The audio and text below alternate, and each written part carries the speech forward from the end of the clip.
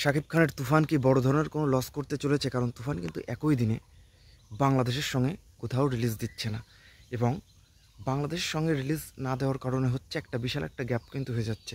এমনকি কলকাতাতেও কিন্তু সিনেমার প্রি প্ল্যান অলরেডি হয়ে গিয়েছে যে 10 থেকে 12 দিন পরে ওয়ার্ল্ড ওয়াইড সিনেমাটা রিলিজ দেওয়া হচ্ছে, এবং এটা নিয়ে রীতিমতো একটা উৎকণ্ঠা কাজ করছে যে এত বড় বাজেটের সিনেমা এতভাবে আপনারা সুন্দরভাবে মেকিং করলেন, এবং এই সিনেমাটা যদি একই দিনে সব জায়গায় যদি না হয় তাহলে এটা কোনো কথা হলো? এটা নিয়ে নানা রকম আলোচনা সমালোচনা চলছে, কেউ কেউ পক্ষে কথা বলছে, কেউ কেউ বিপক্ষে কথা বলছে। এখন ফিল্ম স্পাই এটা নিয়ে কী বলবে? এটা জন্য হয়তো অনেকে অপেক্ষা করেছিল, হয়তো অনেকে করেছিল না, কিন্তু আমার কথা, আমার অ্যাথিক্সের জায়গার থেকে আমি কিছু কথা বলবো যে আসলে দেখেন, এটা নিয়ে অনেক কথা হচ্ছে যে তুফান, তো আমি ফার্স্টে যে কথা বলবো যে তুফান একটা বড় টিম, যেখানে চরকি, আলফাই এবং ওপার বাংলার এইচবিএফের মতো স্ট্রং টিম যেখানে অ্যাড, সো তাদের ডিসিশনটা ডেফিনেটলি কোনো সস্তা কোনো ডিসিশন না যে এটা আসলে একই দিনে আমরা শুধুমাত্র কলকাতায় দিব এবং কলকাতার সাথে আমরা বাকি দিনে আরও 10-15 দিন পরে দেবো। তো তারা ডেফিনেটলি একটা প্রি প্ল্যান করেছে, এবং সেই প্রি প্ল্যানটা কী এবং এটার নেগেটিভ পজিটিভ দিক। তো দেখেন, প্রথমে আমরা একই দিনে সিনেমা রিলিজ দেওয়ার পজিটিভ দিক নিয়ে যদি কথা বলি, তো একই দিনে কোথাও সিনেমা রিলিজ দিলে হয় কি যে সেই সিনেমাটা নিয়ে একটা বাড়তি একটা উদ্দীপনা থাকে যে একই দিনে আমরা ওয়ার্ল্ড ওয়াইড একটা নিউ প্রোডাক্ট আমরা দেখছি। কিন্তু এর যেমন একটা পজিটিভ দিক আছে, আমরা যদি নিউটনের থার্ড ল যদি আমরা হিসাব করি, তো প্রত্যেক ক্রিয়ার কিন্তু একটা সমান এবং একটা এন্টি একটা রিয়াকশন কিন্তু আছে, যে একদিক দিয়ে আপনার মনে হচ্ছে যে ব্যাপারটা একদম সঠিক, তো সেখান থেকে যদি আপনি যদি মনে করেন যে এটার আসলে নেগেটিভ সাইড, কিন্তু এটার নেগেটিভ সাইড কিন্তু অনেক কিছুই আছে।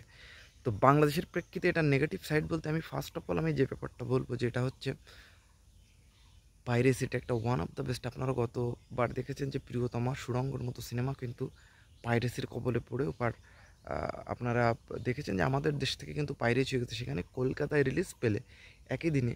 তো এটা মানে কীভাবে পাইরেসি হবে এটা তো আপনারা জানেন, এবং ওদের এখানে এটা ভেরি সিম্পল ম্যাটার। ওরা আসলে এই পাইরেসি বা এগুলো আসলে তারা আসলে এই ব্যাপারগুলো কিন্তু ওভাবে অতটা সিরিয়াসলি নেয় না। তাদের ওখানের বিজনেসের মনোপলিটাই আলাদা, এবং তাদের সিস্টেমটা কিন্তু আলাদা। এখন একই দিনে রিলিজ দিলে হতো কি যে একটা উদ্দীপনা, কিন্তু আপনি ওইখানের ব্যাপারটা কিন্তু একই দিনে রিলিজ দিলে কিন্তু একই সাথে কিন্তু মানে কাউন্ট করতে পারতেন না। হতো কি ওখানে কিন্তু আরও তাদের সিনেমা আসছে, বুমেরাং, অযোগ্য চলছে, বা ওখানে সিনেমা হল পাওয়া বা প্রপার ওয়েতে ওখানে শাকিব খানের যে দেখেন এই তুফানের উপর নির্ভর করছে যে কলকাতাতে শাকিব খানের স্টারডম আসলে দাঁড় করানো, যে শাকিব খানের আসলে একটা ব্র্যান্ড ভ্যালু এটা কতটুকু দাঁড় হতে যাচ্ছে। হয় যদি তুফান কলকাতায় না চলে, শাকিব খানকে নির্ঘাত ওপার বাংলার যারা যারা তাকে নিয়ে ভালো ভালো কথা বলছে তারাই ট্রোল করবে, মিমস বানাবে, শাকিব খানকে নিয়ে প্রস্তুত হয়ে যান সাকিবিয়ানরা, এবং তুফানের প্রতি অনেক কিছু নির্ভর করছে। এই জন্য কিন্তু অ্যাপ্রোপ্রিয়েট একটা টাইম কিন্তু তুফানের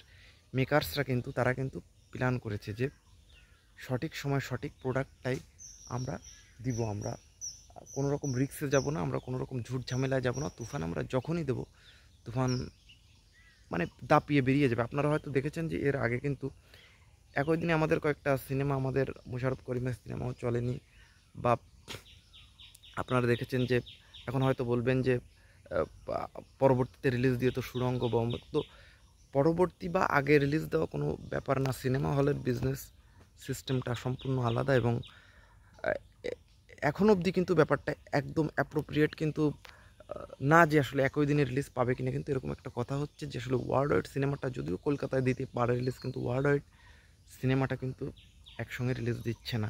এটাই এখন অবধি সঠিক নিউজ।